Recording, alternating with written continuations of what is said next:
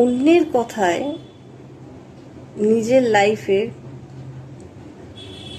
Change করতে যাবেন না, বা পারফেকশন করতে গিয়ে বা পারফেকশনিস্ট হতে গিয়ে আপনার যা যা গুণগুলো আছে সেইগুলোকে হয়তো আপনি ভুলক্রমে ফেলে দিয়ে যাচ্ছেন, ছেড়ে দিয়ে যাচ্ছেন, কেবল অন্যের কথা অনুযায়ী বা অন্যের অনুযায়ী চলবার জন্য বা তাকে খুশি করবার জন্য।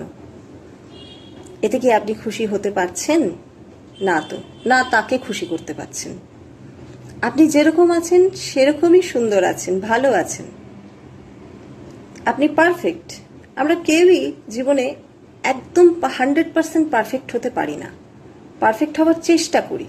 তাই পারফেকশনের এই র্যাট রেসে নিজেদের গা না ভাসিয়ে আমরা যেরকম আছি সেরকম সত্তাকেই আরও খুব সুন্দরভাবে মেলে ধরবো,